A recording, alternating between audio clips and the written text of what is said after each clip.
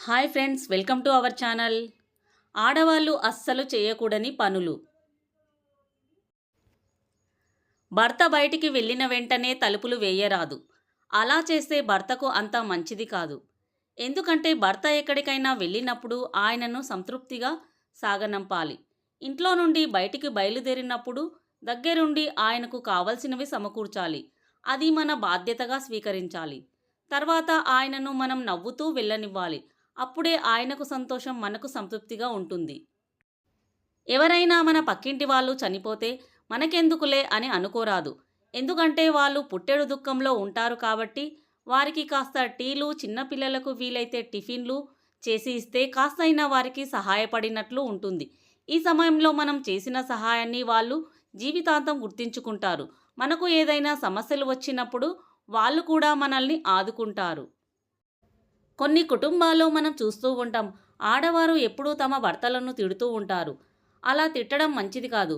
కొందరైతే మరీ ఘోరంగా తిడుతూ ఉంటారు. మరియు వాళ్ళను శపిస్తూ కూడా ఉంటారు. పైన తదాస్తు దేవతలు ఉంటారట. మనం తిట్టేటప్పుడు పైనుండి తదాస్తు అన్నారనుకోండి, అది జరుగుతుందని మన పెద్దలు అంటుంటారు. మీకు మీ భర్తకు ఎన్నో గొడవలు ఉండొచ్చు. అలాగని వారిని శపించడం మంచిది కాదు. ఆడవారు సుమంగలిగా ఉండాలంటే వాళ్ళు తమ తాళిబొట్టు ఎప్పుడు పడితే అప్పుడు, ఎక్కడ పడితే అక్కడ తీయరాదు. ఎప్పుడైనా దారం మెత్తగా అయ్యి తెగితే దాన్ని తెగింది అని అనకూడదు, పెరిగింది అని అనాలి.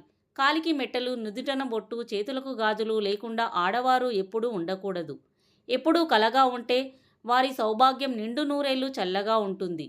మీకు వీలున్నప్పుడు శుక్రవారం రోజు 5 మంది ముత్తైదువులకు మీ చేత్తో పసుపు కుంకుమలు ఇచ్చి వారి చేత ఆశీర్వాదం తీసుకుంటే మీ భర్త నిండు నూరేళ్లు సుఖంగా జీవిస్తాడు. అప్పుడప్పుడు మీ భర్త కాళ్ళు మొక్కి ఆశీర్వాదం తీసుకుంటే ఇంకా మంచిది.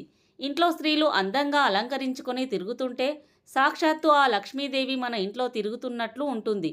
కాబట్టి మీకు ఉన్నంతలో మీరు చక్కగా ఉండడానికి ప్రయత్నించండి. ప్రతి ఇంట్లో గొడవలు సహజం. అందులో అత్తాకోడళ్ల గొడవలు మరీ ఎక్కువ. అసలు అత్తాకోడళ్లకు గొడవలు ఎందుకు వస్తాయి అనే సందేహం చాలామందికి ఉంటుంది. కోడలు వచ్చిన కొన్ని రోజులు ప్రతి అత్త బాగానే ఉంటుంది. రోజులు గడిచే కొద్దీ ఆమెలో మార్పు వస్తుంది. ఎందుకంటే కొత్తలో కోడలు ఈ ఇంటికి కొత్త, ఆ పిల్లకి ఈ ఇంట్లో ఏమీ తెలియదు కాబట్టి ఊరుకుంటుంది. 6 నెలలు గడిచిన తర్వాత అత్త అనే పెత్తనం చూపిస్తుంది. కోడలు కూడా కొత్తలో తనకు అక్కడ అన్నీ కొత్త కాబట్టి ఊరుకుంటుంది. తను పాతపడే కొద్దీ తను కూడా అన్ని విషయాలు తెలుసుకుంటుంది కాబట్టి అత్త బెదిరింపులకు కోడలు భయపడదు. ఒకే ఇంట్లో ఉంటూ కూడా బద్ధశత్రువులా ఉంటారు. కోడలు విషయంలో కొత్తలో ఎంత ప్రేమగా చూసుకుంటుందో తర్వాత కూడా అందులో సగం ప్రేమ చూపించినా కూడా వాళ్ళు మీ మాటను జవదాటరు. కోడళ్ళు కూడా అత్తలను అర్థం చేసుకొని వాళ్ళను అమ్మలా చూడాలి. ఇంట్లో ఆడవాళ్ళు సరిగ్గా లేకపోతే ఆ ఇల్లు నరకంలా ఉంటుంది. భర్తను, పిల్లలను, అత్తామామలను అర్థం చేసుకొని మసలుకునే స్త్రీ ఉంటే ఆ ఇల్లు స్వర్గమే ఇక. అదే కొందరు ఆడవాళ్ళు ఎట్లా పడితే అట్లా ఉంటారు. భర్తను లెక్క చేయకుండా, పిల్లలను పట్టించుకోకుండా, అత్తామామలను చూసుకోకుండా ఉంటారు. అలాంటి ఇల్లు ఓ నరకంలా ఉంటుంది. అస్సలు మనశ్శాంతి లభించదు. కాబట్టి ఆడవాళ్ళు ఈ తప్పులు చేయకండి.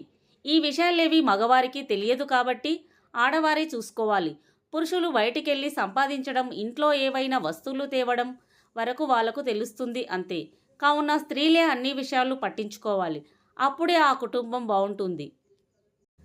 ఫ్రెండ్స్, ఈ వీడియో మీకు నచ్చితే లైక్ చేయండి. అలాగే ఎలా అనిపించిందో కామెంట్లో తెలియచేయండి.